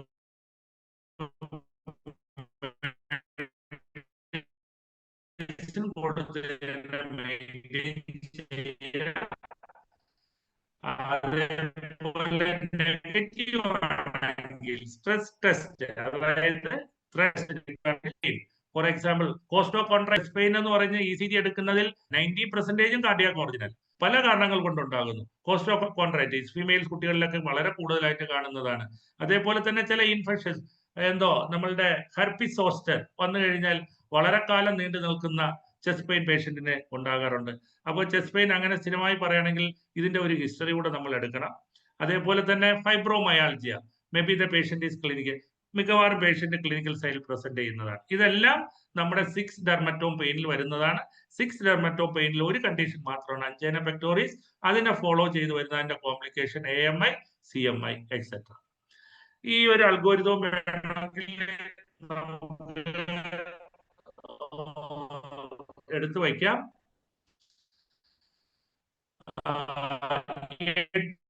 പെയിൻ ആണെങ്കിൽ നമ്മൾ ആദ്യം ECG അഡ്വൈസ് ചെയ്യുക. ECG അഡ്വൈസ് ചെയ്യുമ്പോൾ ECG നെഗറ്റീവ് ആണെങ്കിൽ ഒരു കാർഡിയാക് മാർക്കർ കൂടെ ഇടുക.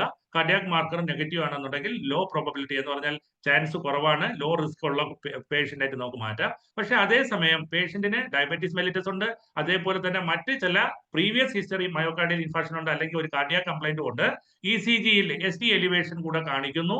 ആ കേസിന് ഇമീഡിയറ്റ് ആയിട്ട് നമ്മൾ എന്ത് ചെയ്യണം? കാർഡിയാക് മാർക്കർ നോക്കണം. കാർഡിയാക് മാർക്കർ പോസിറ്റീവ് ആണെന്നുണ്ടെങ്കിൽ അതിനെ ഹൈ റിസ്ക് ഗ്രൂപ്പിലേക്ക് നമുക്ക് മാറ്റാം. അപ്പൊ ഇനി നമുക്ക് പ്രധാനമായും നോക്കേണ്ടത് ഇത് നമ്മുടെ ഒരു ഹോമിയോപ്പതി സ്പെക്ട്രം ഇതിനു വേണ്ടി അൺസ്റ്റേബിൾ അഞ്ചൈനയ്ക്ക് വേണ്ടി ഉപയോഗിക്കാവുന്ന ഡ്രഗുകളാണ്. അതിൽ പ്രധാനപ്പെട്ട ഡ്രഗുകൾ ലാക്ട്രോഡാക്ടസ്, ദെൻ അതേപോലെ തന്നെ aurum metallicum, digitalis, cactus, arsenicum album, adonis വെർണിക്കുലേറ്റ്സ്. നമ്മളൊരു പ്രോട്ടോകോൾ ട്രീറ്റ്മെന്റ് ആണ് കൊടുക്കാറുള്ളത്. നമ്മുടെ ഹോസ്പിറ്റലിൽ പ്രോട്ടോകോൾ ട്രീറ്റ്മെന്റിന്റെ പാർട്ടായിട്ട് സിംറ്റമറ്റോളജി ഡെവലപ്പ് ചെയ്തിട്ടുണ്ട്. ആ സിംറ്റമറ്റോളജിയാണ് കീ നോട്ട് സിംറ്റം ആയിട്ട് റൈറ്റ് സൈഡിൽ ഇട്ടിരിക്കുന്നത്. അതെല്ലാം ഞാൻ വായിച്ചു പോകാൻ സമയമില്ല.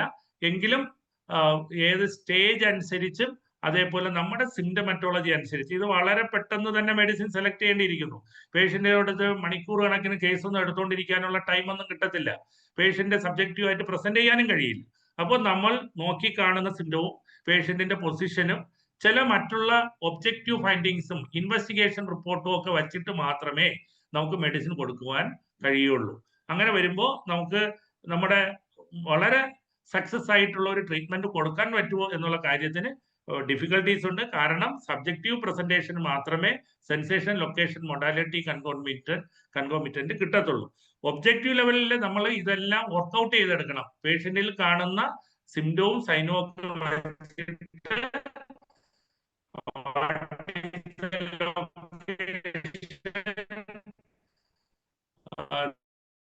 ഒക്കെ സെൻസേഷൻ, മൊഡാലിറ്റേഷന്റെ ഫേഷ്യൽ എക്സ്പ്രഷൻ വെച്ചിട്ട് തന്നെ നമ്മൾ എക്സ്പ്രഷൻ കണ്ടുപിടിക്കുക, സെൻസേഷൻ കണ്ടുപിട്ട് ചെയ്ത് വേണം നമുക്ക് മെഡിസിൻ എടുക്കേണ്ടി വരുന്നത്.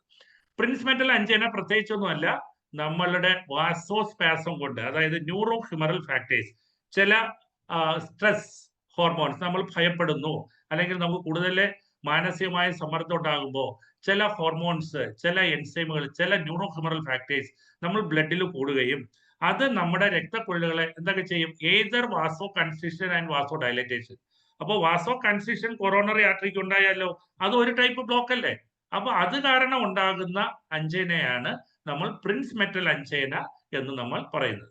മാനേജ്മെന്റ് ഒക്കെ നമ്മൾ നേരത്തെ പറഞ്ഞതുപോലെ തന്നെയാണ്. അതുകൊണ്ട് ഞാൻ അതിന്റെ ഡീറ്റെയിൽസിലേക്ക് പോകുന്നില്ല. രക്തക്കൊള്ളുകൾ കൺസ്ട്രിക്റ്റ് ആയി പോകുന്നു, പിന്നെ വീണ്ടും വികസിക്കുന്നു, അപ്പോൾ നോർമൽ ആവും. അപ്പോൾ പ്രിൻസ്മെറ്റൽ അഞ്ചൈന കേസുകളെ, പക്ഷെ അക്യൂട്ട് കൊറോണറി സിൻഡ്രോം ഉണ്ടാകുന്നതിൽ വളരെ പ്രധാനപ്പെട്ട ഒന്നാണ് ഈ വാസോസ്പാസം. ചിലപ്പോ ഈ വാസോസ്പാസം വന്നു കഴിഞ്ഞാൽ ബ്ലഡ് വെസൽ അങ്ങനെ തന്നെ ഇരുന്നു പോകും, പിന്നെ ഒരിക്കലും നോർമൽ ആകുകയിലേക്ക് രക്തം എത്താത്തത് കൊണ്ട് നമുക്ക് അക്യൂട്ട് മയോകാർഡിയൽ ഇൻഫാർക്ഷൻ ഉണ്ടാകാൻ ചാൻസ് ഉണ്ട്. ECG ചേഞ്ചസ് ഞാൻ നേരത്തെ തന്നെ പറഞ്ഞു. ST എലിവേഷൻ, J പോയിന്റ് എപ്പോഴും റൈസായി നിൽക്കും എന്നുള്ള കാര്യത്തിൽ സംശയമില്ല. പക്ഷേ സ്ട്രെസ് റിലേറ്റഡ് അല്ലെങ്കിൽ നമ്മുടെ വാസോസ്പാസം റിലേറ്റഡ് അഞ്ചൈനയ്ക്ക് കൊടുക്കാവുന്ന മരുന്നുകൾ ഒന്ന് അക്കോണൈറ്റ് ആണ്. അതുകൊണ്ട് അക്കോണൈറ്റ് ഒരിക്കലും നമ്മൾ മറന്നു പോകരുത്.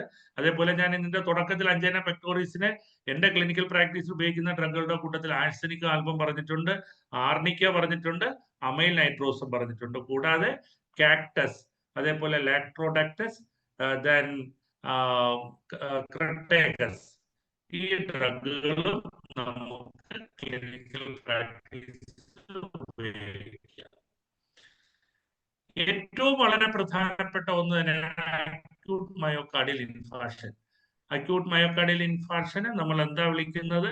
അൺസ്റ്റേബിൾ അഞ്ചൈനയാണ് അതിന്റെ കുട്ടി അല്ലെങ്കിൽ അതിന്റെ കുഞ്ഞ് എന്ന് പറയുന്നത്. അൺസ്റ്റേബിൾ അഞ്ചൈനയായിട്ട് ഒരു കേസ് വന്നു കഴിഞ്ഞാൽ നമ്മൾ പ്രഡിക്റ്റ് എന്ന് പറയുന്ന സ്റ്റേജിലേക്ക് പോകുവാൻ സാധ്യതയുണ്ട്. ചിലപ്പോൾ വർഷങ്ങൾ കഴിഞ്ഞിട്ട് സംഭവിക്കാം. എങ്കിലും അൺസ്റ്റേബിൾ അഞ്ചൈന കേസുകൾ നെഗ്ലക്ട് ചെയ്യാൻ പാടില്ല. ഇമ്മീഡിയറ്റ് അറ്റൻഷൻ ഒരു MIക്ക് കൊടുക്കുന്ന ഈക്വൽ ഇമ്പോർട്ടൻസ് നമ്മൾ ക്ലിനിക്കൽ പ്രാക്ടീസിൽ കൊടുക്കുക തന്നെ വേണ്ടിയിരിക്കുന്നു. ക്ലിനിക്കൽ സിംറ്റംസ് ഒക്കെ നമുക്ക് എല്ലാവർക്കും അറിയാം. Nausea, dyspnoea, anxiety, syncope, palpitation etcetera. Diagnostic criteria നേരത്തെ പോലെ തന്നെ ക്ലിനിക്കൽ ഡയഗ്നോസിസ്, ECG, ബയോമാർക്കേഴ്സ്. അപ്പോൾ ഇനി നമ്മൾ ബയോമാർക്കേഴ്സിനെ കുറിച്ചാണ് ഇച്ചിരി ഇനി മനസ്സിലാക്കേണ്ടിയിരിക്കുന്നത് അക്യൂട്ട് മയോകാർഡിയൽ ഇൻഫാർക്ഷൻ. ECG ഈ J പോയിന്റ് നമ്മളുടെ 1 മില്ലിമീറ്റർ മുതൽ 2 മില്ലിമീറ്ററിൽ കൂടുതൽ ഇരിക്കും. അത് നമുക്ക് ഡീറ്റെയിൽ ആയിട്ട് സംസാരിക്കണമെന്നുണ്ടെങ്കിൽ ഒരു ECG ക്ലാസ്സിൽ മാത്രമേ നമുക്ക് പറ്റുള്ളൂ, അവസരത്തിലാകാം. പക്ഷെ ഇപ്പൊ നമ്മൾ മനസ്സിലാക്കേണ്ട ഒരു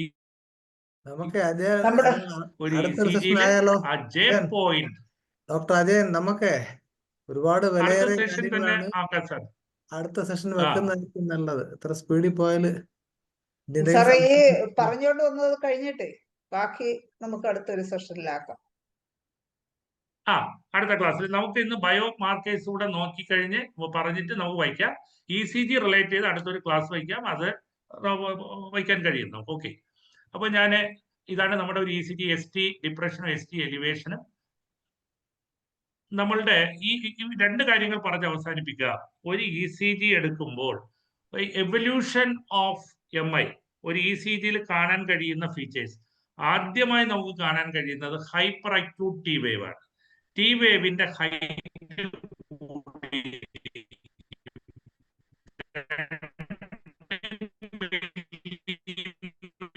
കുറച്ച് ക്ലിയർ കുറവുണ്ട് സാർ, എനിക്കേ ഉള്ളൂ.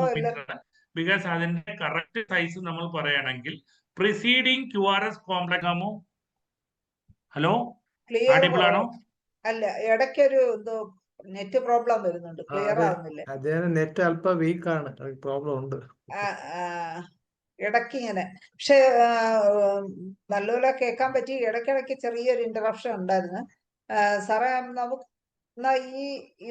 ഇത് കുറച്ച് ഒരു ചെറിയതായിട്ടെങ്കിലും ഒരു ഇന്ററാക്ഷൻ സമയം വേണമായിരുന്നു. മാഡം, ഞാൻ ഒരു പോയിന്റ് കൂടെ പറഞ്ഞു നിർത്തട്ടെ. ST hyperacute T wave, ST elevation, Q wave, T inversion. ഇതാണ് ഒരു ECG changes, evolution of ECG myocardial ഇൻഫാർക്ഷനിൽ നമ്മൾ പറയുന്നത്. കൂടാതെ ഏറ്റവും പ്രധാനപ്പെട്ടത്, നമ്മൾ ടെസ്റ്റ് ചെയ്യുമ്പോൾ ട്രോപ്പോണിൻ ടെസ്റ്റ് തന്നെ ആയിരിക്കണം നമ്മൾ കൊടുക്കേണ്ടത്. Troponin TORI. എന്തുകൊണ്ട് ട്രോപ്പോണിൻ? നമ്മളുടെ മയോകാർഡിയൽ ഇൻഫാർക്ഷൻ വന്നു കഴിഞ്ഞാൽ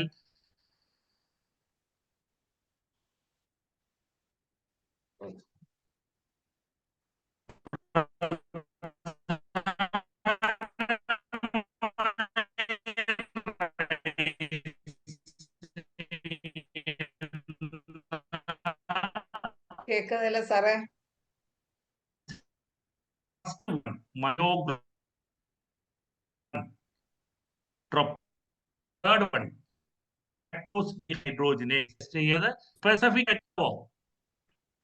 കേൾക്കാവോ? ഇടയ്ക്ക് കേട്ടില്ല. Myoglobulin, troponin, CPK, then lactose dehydrogenase, അതേപോലെ SGOT. അതിൽ ട്രോപ്പോണിൻ ആണ് വളരെ പ്രധാനപ്പെട്ട എൻസൈം. മയോഗ്ലോബുലിൻ ആണ് ഇൻഫാർക്ഷൻ ഉണ്ടായിക്കഴിഞ്ഞാൽ വിത്തിൻ 1 മണിക്കൂറിനകത്ത് ഉണ്ടാകുന്ന എൻസൈം ആണെങ്കിലും അത് യൂറിനൊപ്പം നമ്മൾ കൺസിഡർ ചെയ്യാറില്ല മയോഗ്ലോബുലിൻ. അതുകൊണ്ട് ട്രോപ്പോണിൻ ആയിരിക്കണം നമുക്ക് ടെസ്റ്റ് ചെയ്യേണ്ടത്. ഇനി അടുത്ത ക്ലാസ്സിലേക്ക് മാറാം. ഇതുമായി ബന്ധപ്പെട്ടിട്ടുള്ള എന്തെങ്കിലും സംശയം ഉണ്ടെങ്കിൽ ചോദിക്കാം. ആ സംശയങ്ങൾ ദൂരീകരിച്ചുകൊണ്ട് ഇന്നത്തേക്ക് നമുക്ക് ഒഴിവാക്കാം. എനിക്ക് തോന്നുന്നത് നെറ്റ് പ്രോബ്ലം വരുന്നത് കാൾ വരുമ്പോഴാണെന്ന് തോന്നുന്നു. സോറി. അടുത്ത ക്ലാസ്സിനെ അത് കൂടെ റെക്ടിഫൈ ചെയ്യാം. കുറച്ചുകൂടെ വ്യക്തമായി കേൾക്കത്തക്ക വിധത്തിൽ ക്ലാസ് എടുക്കാൻ കഴിയുമെന്ന് പ്രതീക്ഷിക്കുന്നു. Thank you. Okay Ajayan sir, ഒരു അധ്യാപകൻ എന്നുള്ള രീതിയിൽ നല്ല നിലവാരം പുലർത്തി. ഇന്നത്തെ ക്ലാസ് നല്ലൊരു ക്ലാസ് ആയിരുന്നു. നമുക്ക് ഇനിയും കൂടുതൽ ക്ലാസ്സുകൾ കിട്ടാൻ വേണ്ടി ആഗ്രഹമുണ്ട്. സമയമുള്ളപ്പോൾ തീർച്ചയായിട്ടും സാറ് വരണം എന്നാണ് പറയാനുള്ളത്. മനോജ് ഡോക്ടർ ഹാൻഡ് റൈസ് ചെയ്തിട്ടുണ്ട്. മനോജ് ഡോക്ടറെ സംസാരിച്ചു. അത് വളരെ നല്ല നിലവാരമായിരുന്നു. പക്ഷേ നമുക്ക് ഇത്രയും കണ്ടന്റ് ഒരുമിച്ചാകുമ്പോഴുള്ള പ്രോബ്ലമാണ് സംഭവിക്കുന്നത്. ഇതൊരു ഒരു 4-5 പ്രത്യേകിച്ച് ബയോമാർക്കേഴ്സ് ഒക്കെ ഇപ്പൊ റീസെന്റ് ആയിട്ട് ഒരുപാട് ഇമ്പോർട്ടൻസ് കിട്ടുന്ന സംഭവങ്ങളാണ്. അത് ഇൻവെസ്റ്റിഗേഷൻസും ഒക്കെ. കാരണം സാധാരണ ആൾക്കാർ കൂടുതൽ സ്പെഷ്യലിസ്റ്റിന്റെ അടുത്തേക്ക് പോവുകയും അവർ ആ ലെവലിൽ സാധാരണ ജനം നമ്മളിൽ നിന്ന് പ്രതീക്ഷിക്കുന്നത് അതൊക്കെ തന്നെയാണ്. അപ്പൊ ആ ഒരു നിലവാരത്തിലേക്ക് പോകാൻ മറ്റുള്ളവരെ സഹായിക്കുക എന്നുള്ളതാണ് IFPH ഉദ്ദേശിക്കുന്നത്. അതുകൊണ്ട് തന്നെ കുറച്ചുകൂടെ ഒരു ഡിവൈഡ് ചെയ്ത് അവതരിപ്പിക്കുന്നത് വളരെ നന്നായിരിക്കും. പിന്നെ ഈ പറഞ്ഞ മെഡിസിൻസ് അമൈലിനായിട്ടായിട്ട് വളരെ അത്ഭുതകരമായ മെഡിസിനാണ്. വിശ്വസിക്കാൻ പറ്റാത്ത രീതിയിലാണ് റെസ്പോണ്ട് ചെയ്യുന്നത്. ഞാൻ പലപ്പോഴും കണ്ടിട്ടുണ്ട്. അത് നല്ലൊരു സജഷനാണത്. എന്തായാലും ഇതിൽ വന്നതിൽ നന്ദിയുണ്ട്. ഇനിയും തുടരണം. മാത്രമല്ല ഈ നെറ്റിന് ബ്ലോക്ക് ഉണ്ട്. ആ ബൈപ്പാസ് വേണ്ടി വരും. അതായത് ശരിക്കും കേബിൾ കൊടുക്കുക. കേബിൾ കണക്ട് ചെയ്യുമ്പോഴത്തേക്ക് പ്രശ്നം മാറില്ല. വൈഫൈ ഉപയോഗിക്കാതിരുന്നാൽ മതി. Okay. Thank you sir. CABG ചെയ്യാം. അതെ, ബൈപ്പാസ് ഉണ്ടെങ്കിലേ പറ്റൂ. ശരി സർ, ശരി സർ. ഞാനിപ്പോ ചെയ്ത് അതുകൊണ്ടാണ് രക്ഷപ്പെട്ട. മറ്റേ വലിയ ഇന്റർനെറ്റ് അൺസ്റ്റേബിൾ എന്ന് കാണിച്ച് വെള്ളം കുടിക്കുമായിരുന്നു. ഇപ്പൊ കേബിൾ ആയപ്പോ പ്രശ്നമില്ല. ഇതെല്ലാം ശ്രദ്ധിക്കുക. അതെ, ഓക്കെ. ഓക്കെ. അപ്പൊ ഇനി ആർക്കെങ്കിലും എന്തെങ്കിലും ജസ്റ്റ് ചോദിക്കാനുണ്ടെങ്കിൽ കുറച്ച് സമയമുണ്ട്. 4 മിനിറ്റേ ഉള്ളൂ. ആർക്കെങ്കിലും എന്തെങ്കിലും ക്ലാസ്സിനെ കുറിച്ച് അഭിപ്രായമോ എന്തെങ്കിലും ഉണ്ടെങ്കിൽ പറയാം. കുറച്ച് സമയമുണ്ട്. ഹാൻഡ് റൈസ് ചെയ്താൽ ഡോക്ടർ തോമസ് ഹാൻഡ് റൈസ് ചെയ്തിട്ടുണ്ട്. ഡോക്ടറെ സംസാരിച്ചോളൂ. അൺമ്യൂട്ട് ചെയ്ത് സംസാരിച്ചോളൂ ഡോക്ടറെ. അൺമ്യൂട്ട് ചെയ്തേ. ഡോക്ടർ തോമസ് അൺമ്യൂട്ട് ചെയ്യാമോ? അറിയാതെ ഹാൻഡ് റൈസ് ചെയ്താണോ? അറിയാമോ ഡോക്ടർ ഹാൻഡ് റൈസ് ചെയ്തിരുന്നല്ലോ. ഹലോ, ആ അമൈലൻ നൈട്രോസം ഏത് പൊട്ടൻസിയ? 30 പൊട്ടൻസിയ കുറച്ച് 30. Okay, thank you. Nitrosum 30. Okay. അറിയാമോ ഡോക്ടർ ഒന്ന് ഹാൻഡ് റൈസ് ചെയ്തിരുന്നല്ലോ. ഡോക്ടറെ ചോദിച്ചു. സാറ് ഈ ബയോമാർക്കേഴ്സ് പറഞ്ഞപ്പോ ഒട്ടും തന്നെ കേട്ടില്ല, നെറ്റ് പ്രോബ്ലം കാരണം. അതുകൊണ്ട് അടുത്ത ക്ലാസ്സിൽ അത് കുറച്ചുകൂടെ വിശദമായിട്ടൊന്ന്. ഇപ്പോഴും പ്രശ്നമാണ് ഡോക്ടറെ. വിശദമായിട്ട് അടുത്ത ക്ലാസ്സിൽ എടുക്കാന്നാണ് സാർ പറയുന്നത്. അടുത്ത ക്ലാസ്സിൽ എടുത്താൽ മതി. എടുക്കാന്നാണ് സാറ് പറയുന്നത്. നെറ്റ് പ്രോബ്ലം ഉണ്ടോ? അപ്പൊ തീർച്ചയായും എന്തായാലും ക്ലാസ്സിന്റെ സമയത്ത് ഇത്രയും നെറ്റ് പ്രോബ്ലം ഇല്ലായിരുന്നു. കുറെ അധികം നമ്മൾ നല്ല രീതിയിൽ കേട്ടു. ഇടയ്ക്ക് മാത്രം ഒരു ചെറിയ പ്രശ്നം ഉണ്ടായിരുന്നു. വളരെ നല്ല ക്ലാസ് ആയിരുന്നു. ഇന്ന് നമുക്ക് വിലയേറിയ ഒരു ക്ലാസ് എടുത്തത്. നമുക്ക് ഒരു പ്രാക്ടീഷണർ എന്നുള്ള രീതിയിൽ നമ്മൾ അറിഞ്ഞിരിക്കേണ്ട കാര്യങ്ങൾ തന്നെയാണ്. പെട്ടെന്ന് ആരുടെയെങ്കിലും ഒരു സംശയങ്ങളോ റിപ്പോർട്ടുകളോ കൊണ്ടുവന്നാൽ പെട്ടെന്ന് നമുക്കത് ക്ലിയർ ചെയ്ത് കൊടുക്കേണ്ടതായിട്ടുണ്ട്. അതുകൊണ്ട് എല്ലാവരും ഇതിനെക്കുറിച്ച് ഡീപ്പായിട്ട് അറിഞ്ഞിരിക്കേണ്ട വിഷയം തന്നെയാണ്. അപ്പൊ നമുക്ക് ഈ ബയോമാർക്കേഴ്സിനെ കുറിച്ചും ECGയുടെ ഡീറ്റെയിൽസിനെ കുറിച്ചും സാറ് നല്ലൊരു ക്ലാസ് ഇനിയും വന്ന് നമുക്ക് എടുത്തു തരണമെന്നാണ് പറയാനുള്ളത്. നല്ലൊരു ക്ലാസ് എടുത്ത ഡോക്ടർക്ക് നന്ദി പറയുന്നതിന് വേണ്ടി അറിയാമോ ഡോക്ടറെ ക്ഷണിക്കും.